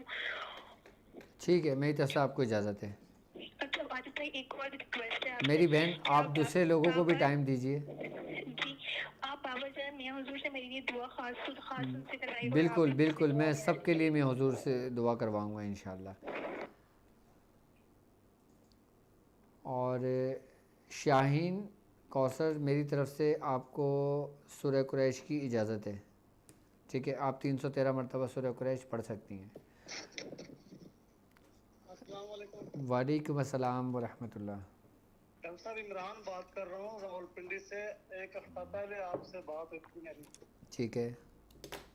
मेरी वालदा का नाम गुलशन बीबी है, और आपने मुझे बताया था कि आप 7 दफ़ा एक नींबू पे सूरत कुरैश पढ़ के सराहने के नीचे रख के सो जाएं और सुबह उठ के सर के ऊपर से उतार के और काट लगाएंगे। ठीक है। वो मैं सर 7वां दिन है तो कर लिया। ठीक है। अब वालदा की तबीयत कैसी है? वालदा को कुछ फ़र्क पड़ा? नहीं सर, मुझ पे जादू था सर, मैंने अपने लिए किया था। अपने लिए किया था। आपको कुछ फ़र्क महसूस हुआ? सर फर्क तो बिल्कुल महसूस हुआ था, लेकिन है कि आज सुबह से फिर ऐसा लग रहा है कि कंधों के ऊपर वजन है और बारी बारी फिर महसूस हो रहा है। अच्छा, आप एक काम ये कीजिएगा कि आपने ये अमल 21, 22, 23 यानी कि 21 से शुरू करना है और 7 दिन मुकम्मल करना है, ठीक है। आपने दोबारा उसी तरतीब और तरीके से लीमू लेना है और उसी तरीके से वो काम कर लेना है, ठीक है। जी डॉक्टर साहब, ये बार बार हो जाता है। मैं वही समझा रहा हूँ ना कि जब आप इन उतरती तारीखों में करेंगे ना तो ये ज़्यादा फ़ायदा देगा आपको। अभी ये जो 21 पर होगा, 21वें रोज़े से शुरू करें और 7 दिन मुकम्मल करें, ठीक है। जी डॉक्टर साहब बहुत शुक्रिया।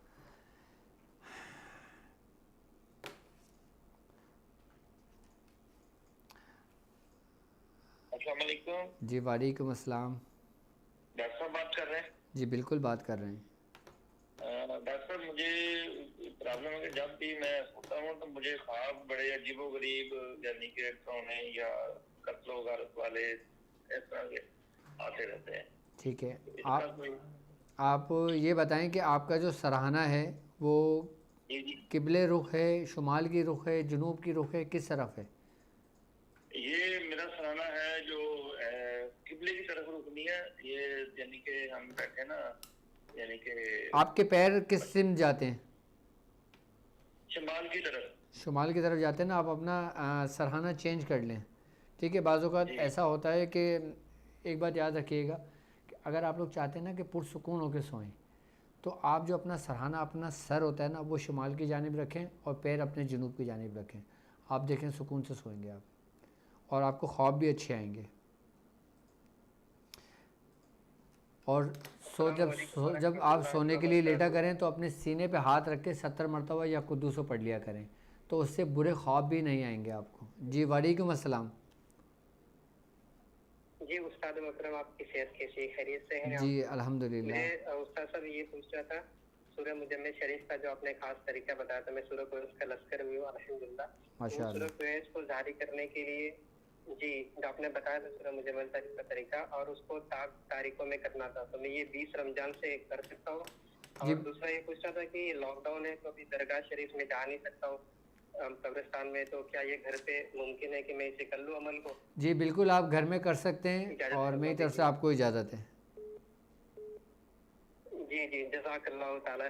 आमीन आमीन या रब्बुल आलमीन। जिनको मैंने सूरह मुज़म्मिल का अमल तालीम किया है, और अगर वो कब्रिस्तान नहीं जा सकते लॉकडाउन की वजह से या किसी हालात की वजह से, या उनके घर से कब्रिस्तान दूर हो, मज़ार दूर हो, तो वो घर के अंदर, कमरे के अंदर मखसूस हो के वो अपना अमल मुकम्मल कर सकते हैं।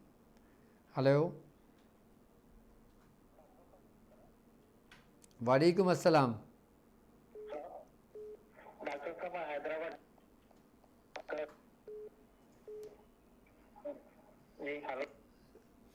हाँ, आप लोग कोशिश करें कि मुझे लाइन पे कॉल करें, व्हाट्सअप कॉल ना करें, क्योंकि व्हाट्सअप जब कॉल करते हैं तो कॉल वेटिंग में जब कॉल आती है तो फिर उसमें वॉइस क्लियर नहीं आती है।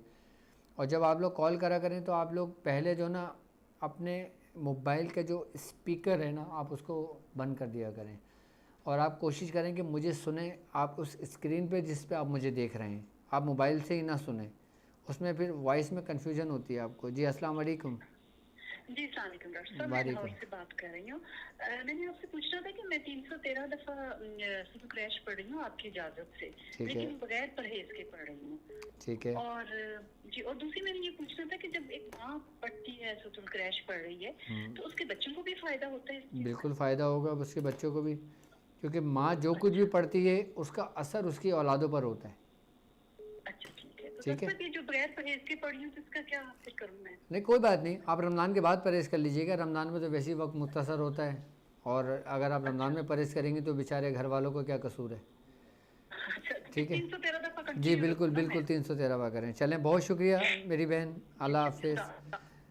जी अस्सलाम वालेकुम।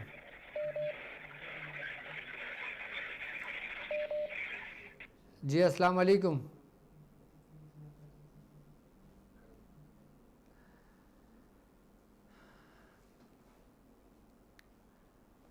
अच्छा, आप हमारे वेबसाइट पे भी हमें ज्वाइन कर सकते हैं www.drabdulwajidshazili.com पे, और आप वहाँ भी अपने मसाइल हमसे डिस्कस कर सकते हैं। और अल्हम्दुलिल्लाह हमारी ट्रांसमिशन वेबसाइट पे भी लाइव देखी जा रही है, और यूट्यूब पे भी लाइव देखी जा रही है। और दूसरे अस्सलाम वालेकुम। अस्सलाम वालेकुम डॉक्टर साहब। जी वालेकुम अस्सलाम। जी डॉक्टर साहब, मैंने सूरह मुजम्मिल का कर लिया है, मतलब ताला कर लिए, तो अब बता दें मुझे उसका नादिर अली की ज़कात के लिए, और हिज़्बुल बैहकी में करना चाह रही हूँ। जी मेरी तरफ से आपको मेरी बहन बिल्कुल इजाज़त है, आप नादिर अली भी पढ़ें और सूरह मुजम्मिल की भी इजाज़त है। ठीक है। और 25 को मैं शुरू करती हूँ, और सूरह फातिहा की भी देती हूँ इजाज़त, और सूरह कुरैश की भी। ठीक है, आपको इजाज़त है, बिल्कुल आप करें। शुक्रिया डॉक्टर साहब, बहुत बहुत शुक्रिया। अल्लाह ताला आपको कामयाबी अता फ़रमाए। और रमज़ानुल मुबारक में जिस चीज़ की ज़कात अदा की जाती है, आम दिनों में और रमज़ान में ज़कात अदा करना बहुत फ़र्क होता है। रमज़ान में कामयाबी आपके बहुत करीब होती है, और आम दिनों में आपने एक सफ़र तय करना होता है।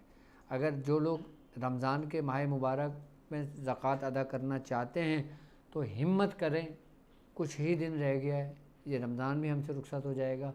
क्यों ना जितने रमज़ान के रोज़े बचे हैं हम इसके ज़्यादा से ज़्यादा बरकतें समेट सकें, हम ज़्यादा से ज़्यादा इनके फ़यूज़ात और इसको हमें अता हो और हम इसको पा सकें। रमज़ान के महीने को ज़ाया ना करें आप लोग। जी वालेकुम अस्सलाम। मेरी बीवी सीना बिन्त हवा नाम है। ठीक है। उसके उसके लिए आपने सुर्ख जिनात के साथ बाल जलाने को 11 दिन का था, उसको आगे बढ़ाना है या 11 दिन तो हो गए मुकम्मल? तबीयत कैसी है उनकी, कुछ फ़र्क पड़ा उनको? उसके 80% फायदा पड़ गया है, खून वगैरह फिल्टर एकदम सही। माशाल्लाह, मकसद 80% फ़ायदा हो गया। वो काम जो तरीका मैंने आपको समझाया था आपने किया? जी, सुर्ख जिनात वाला वो ठीक है, आप इसको बाकायदा कंटिन्यू करें, 11 दिन और करें ताकि इंशाल्लाह ताला मुकम्मल फ़ायदा हो जाए। ओके जी हुजूर, सूरह कुरैश से तस्वीर से इस्तिखारा कैसे करेंगे? सूरह कुरैश से सखारा कैसे करेंगे? अल्लाह के वली, मैं अपनी हर नशिश के अंदर इतना तफसीली बता चुका हूँ। मेरी प्रीवियस वीडियो उठा के देख लें आप, उसमें बहुत सारे तरीक़ेकार हैं। ठीक है, जी जी। और मैंने तशख़ीस के तरीके भी इतने आप लोगों को समझा दिए, इस्तिखारे के तरीके भी आप लोगों को मैंने काफ़ी समझाए हैं। और मेरी वीडियोस आप रिपीट में भी देखा करें ताकि आपको पता चला करे। और ज़्यादा से ज़्यादा कोशिश ये क्या करें कि जब मेरी ट्रांसमिशन चल रही हो या जब ट्रांसमिशन का आगाज़ हो तो आप इसको ज़्यादा से ज़्यादा लोगों में शेयर करा करें, और अपने ज़्यादा से ज़्यादा जितने भी आपके ग्रुप हैं आप उसमें शेयर करा करें।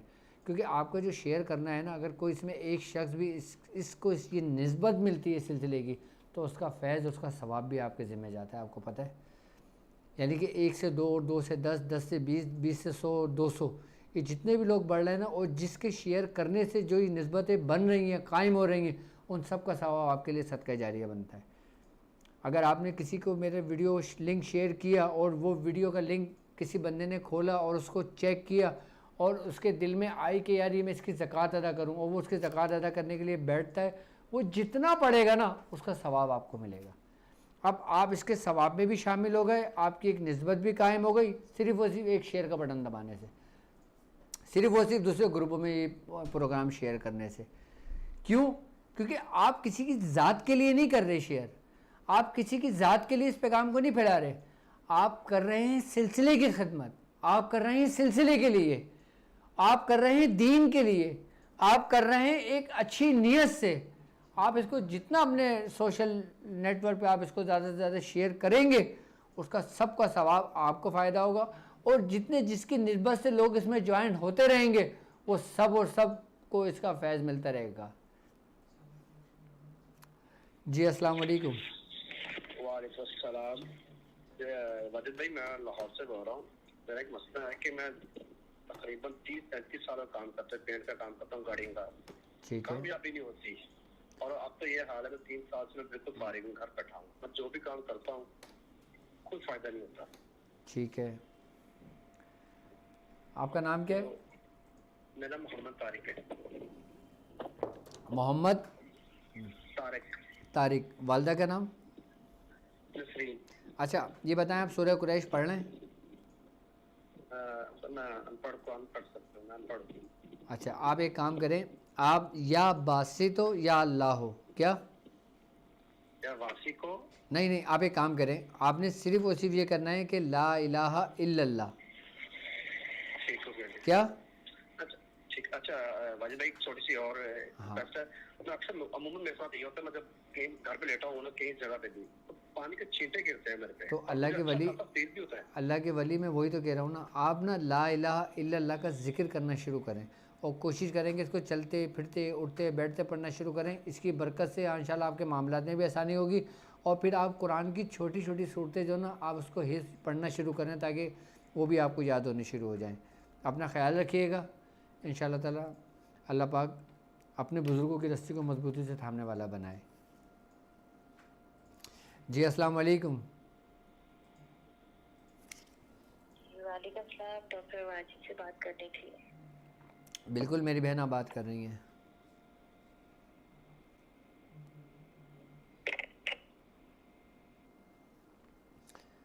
जी सद्दाम हुसैन सॉल्वर, वालेकुम अस्सलाम व रहमतुल्लाहि व बरकातुहू। जी अस्सलाम वालेकुम। जी कौन और कहाँ से बात कर रहे हैं? वालेकुम अस्सलाम। नवीर भाई, हमारे नवीर भाई तो ट्रांसमिशन पे बैठे हुए हैं, और अल्हम्दुलिल्लाह ये ट्रांसमिशन जो आप तक पहुंच रही है, ये अल्हम्दुलिल्लाह ये नवीर साहब, ये सावीन प्रोडक्शन ये इन्हीं के मातहत हो रही है, पूरी ट्रांसमिशन ये ख़ुद ही चला रहे हैं, ख़ुद ही कर रहे हैं। अल्हम्दुलिल्लाह, इनके लिए भी थोड़ी आप लोग दुआएं करें कि अल्लाह ताला इनको भी कामयाबी अता फरमाए। जी आप बोलिए। जी भाई कमल का बात बोल रहा हूँ इंडिया से। जी जी बोलें। भाई मैंने आपको 4-5 दिन पहले एक लाइव ख्वाब बताया था, तो आपने बोला था कि ऐसे ख्वाब लाइव नहीं बोले जाते हैं। आप एक काम कीजिएगा, सुने मेरी बात, अगर आप कोई ख्वाब बयान करना चाहते हैं तो आप अपना ख्वाब मुझे व्हाट्सअप कर दें, मैं इंशाल्लाह ताला सुनकर पढ़ के मैं आपको व्हाट्सअप पे ही जवाब दे दूँगा, ठीक है? बस मैं इंशाल्लाह प्रोग्राम ख़त्म होने के बाद मैं ज़रूर देख लूँगा। ओके, जो लोग अगर ख्वाब की कोई ताबीर पूछना चाहते हैं ना तो वो मुझसे ऑन एयर ना पूछें, वो मुझे व्हाट्सअप कर दें, मैं इंशाल्लाह ताला व्हाट्सअप पे पर्सनल ही उनको मैं जवाब दे दूँगा। जी अस्सलाम वालेकुम। जी जी उस्ताद मोहतरम, जो सूरह मुज़म्मल का तरीका बताया गया है जी जी, उसकी मुझे और मेरे भाई को इजाज़त चाहिए। बिल्कुल मेरी तरफ से आपको और आपके भाई को इजाज़त है, आप पढ़ सकते हैं। एक और उस्ताद मोहतरम सवाल है कि भाई एक हमारा अजीज है इधर, तो उसका भाई जो है उसने घर वालों को बहुत तंग किए हुए है और बुरी आदत में मुलव्वस हो गया। ठीक है, कोई बंदिश का कोई तरीका है यानी कि जो हम उसके लिए कर सकें? हाँ उसकी बंदिश का तरीका मैंने बाकायदा तौर पे नाफरमान औलाद के लिए जो उसका थंबनेल होगा आप उसमें आप वही तरीक़ेकार इस्तेमाल कर सकते हैं, अप्लाई कर सकते हैं। कौन सा उस्ताद मोहतरम? मेरी वीडियो के अंदर, अब वो थंबनेल तो मुझे याद नहीं है वीडियो, लेकिन उसके अंदर मैंने जिक्र किया है बंदिश का लगाने का। आप कमेंट्स करेंगे ना तो लोग अल्हम्दुलिल्लाह हमसे इतनी मोहब्बत करते हैं कि अगर जो लोग पूछना चाहते हैं ना, जो लोग इस वीडियो को जानते हैं, वो बाकायदा उसका लिंक उसमें शेयर कर देते हैं। अगर आप लोगों को कोई पूछना हो, कोई वीडियो के बारे में जानना हो, किसी अमल के बारे में जानना हो मेरे, तो आप मुझे कमेंट्स कर दिया करें। और अल्हम्दुलिल्लाह लातादाद लोग जो हमसे मोहब्बत रखते हैं वो करते हैं, वो बाकायदा उसका आंसर दे देते हैं कि जो उनको वीडियो उनकी नज़र से गुजरी हुई होती है। तो अब वक्त बहुत सिमट रहा है और वक्त बहुत तेज़ी से गुज़र रहा है। अब हम 19वें रोज़े के अंदर भी दाखिल हो चुके हैं। एक अशरा हमसे जुदा हो चुका है, दूसरा अशरा समझ लें कि गुज़रने वाला है। अल्लाह रब्बुल इज़्ज़त इस रमज़ान माह रमज़ान में ज़्यादा से ज़्यादा हम लोगों को नेकियां करने की तौफ़ीक अता फ़रमाए और ज़्यादा से ज़्यादा इसकी बरकतें समेटने वाला बनाए हमें। कामयाब रमज़ान ट्रांसमिशन करने का मकसद हमारा यही था कि हम रमज़ान के अंदर ज़्यादा से ज़्यादा नेकियां हम समेट सकें, ज़्यादा से ज़्यादा हम इसमें इबादत कर सकें, ज़्यादा से ज़्यादा हम इसमें ज़िक्र व अस्कार कर सकें। और हज़रत अबू सईद रज़ी अल्लाह ताला अन्हु फरमाते हैं, आपने फरमाया कि सरकार दो आलम सल्लल्लाहु अलैहि वसल्लम ने फरमाया कि इंसान का अपनी ज़िंदगी के अय्याम में कि जब वो अच्छी सेहत थी, उसकी अच्छा खाता और अच्छा कमाता था, उस वक़्त एक धर्म सदका करना मरने के वक्त सदका करने से बेहतर है। यानी कि हमें जिस चीज़ का हुक्म दिया गया है ना, अगर हम उस हुक्म की तकमील को करते हैं ना तो यकीनन हमें बरकतें हम ज़्यादा से ज़्यादा समेट सकते हैं। और जो लोग इस माह रमज़ान में अपने साथ चलने वाले लोगों का ख्याल रखते हैं, अपने इर्द गिर्द अपने महल्ले पड़ोसियों का ख्याल रखते हैं और अपने ख़ासकर अज़ीज़ व अक़ारिब का ख्याल रखते हैं, अपने रिश्तेदारों का ख्याल रखते हैं, वो लोग यकीनन कामयाब होते हैं। मैं आप लोगों को बारहा पहले रमज़ान से ये बात समझाता हूँ कि आप लोग मदद करें उन लोगों की जो आपके खूनी रिश्ते हैं। आप मदद करें उन लोगों की जो आपके रिश्तेदार हैं। आप मदद करें उन लोगों की जो आपसे मंसूब हैं। आप मदद करें उन लोगों की जो आपके इर्द गिर्द हैं। आप मदद करें उन लोगों की जो आपसे उम्मीदें वाबस्ता रख के बैठते हैं। अब बाज़ औक़ात ऐसा देखने में आया है कि हम अपने सगे भाई को छोड़कर जो उसका मुस्तहिक था, हम किसी गैर की मदद करते हैं। हम ये फिर ये रखते हैं कि हमें सवाब करना है, हमें हुक्म दिया गया है। उसका सवाब तो आपको मिलेगा, लेकिन उसका 1000 गुना सवाब आपको उस वक़्त मिलता कि जब आप अपने सगे भाई की मदद करते। इसका भी बाकायदा दर्जा है। क्यों कहा गया है कि जब आप कोई ज़कात अदा करते हैं तो पहले आप अपने खूनी रिश्तों में देखें, आपने ऐसे रिश्तों में देखें जिस पे ज़कात वाजिब है, जिस पे ज़कात दी जा सकती है, कि जो कमज़ोर हो। क्यों हुक्म दिया गया है हमारे दीन में कि पहले आप अज़ीज़ अकारीब का ख्याल रखें।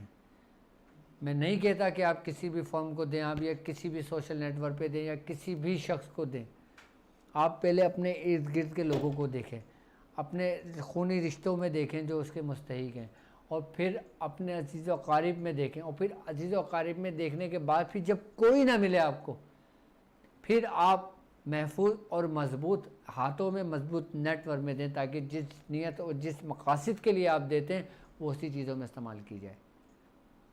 और आप लोगों को बारहा में कहा, आपको बारहा में कहता हूँ कि जो लोग हमें फ़ंड देते हैं, हमें चैरिटी करते हैं, हमें किसी मकासद के लिए देते हैं, बाकायदा तौर पे जो लिंक आपको हमारे सोशल नेटवर्क पे अभी स्क्रीन पर नज़र आ रहा होगा, जो हमारे इजी पैसा अकाउंट है, जो हमारा जैज़ कैश अकाउंट है, जो हमारे फैसल बैंक का अकाउंट है, या जो लोग बाहर मुल्कों में रहते हैं जो हमारी वेबसाइट के ज़रिए हमें ज्वाइन करते हैं, उसमें वो कुछ भी मदद करते हैं, इमदाद करते हैं गरीबों के लिए, मिस्कीनों के लिए, यतीमों के लिए, और करने के बाद वो लाजमी हमें बताएं कि हमने ये काम डॉक्टर साहब आपको इस मद में भेजा है, काइंडली आप इसको माह रमज़ान में आप इसको इसी मकासद के लिए इसको इस्तेमाल करें।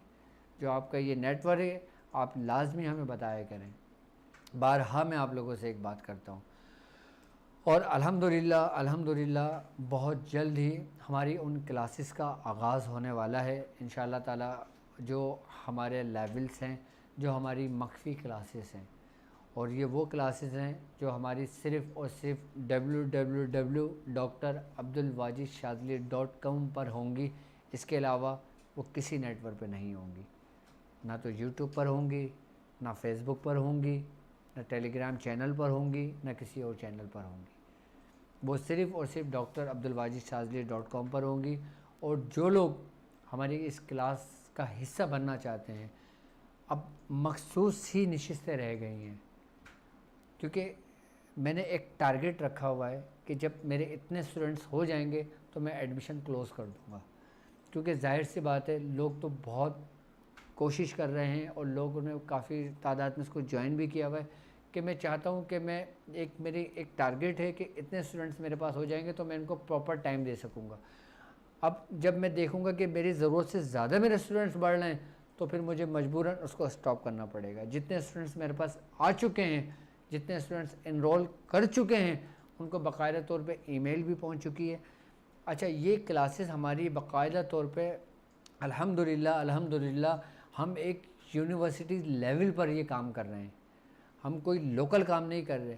हम अगर क्लासेस करेंगे, जब हमारी क्लासेस आप ज्वाइन करेंगे तो इंशाल्लाह ताला आपको ये महसूस नहीं होगा कि आपके कहीं ऐसी जगह पे आप क्लासेस ज्वाइन कर रहे हैं। बाकायदा आपको ये फ़ील होगा कि आप एक एग्ज़ामिनेशन हॉल में मौजूद हैं, आप एक यूनिवर्सिटी से आप जुड़े हुए हैं, और एक आप ऐसे मज़बूत नेटवर्क से जुड़े हैं, आप एक ऐसे मज़बूत सिलसिले से जुड़े हैं, आप एक ऐसे मज़बूत खानवादे से जुड़े हैं कि जो मियाँ हुजूर से चला है, जो मियाँ हुजूर के तालीम व तरबियत को आम कर रहे हैं, जो मियाँ हुजूर का फैज़ लोगों में बांट रहे हैं। ये सारा सब कुछ ये मियाँ हुजूर की नज़र, मियाँ हुजूर की तवज्जो, मियाँ हुजूर का फैज़ और मियाँ हुजूर की औलादों का फैज़ है। ये नेटवर्क वो नेटवर्क है जो मियाँ हुजूर की औलादों का नेटवर्क है। ये वो नेटवर्क है जो मियाँ हुजूर की औलादों के उससे चल रहा है। ये वो मजबूत नेटवर्क है www.drabdulwajidshazili.com।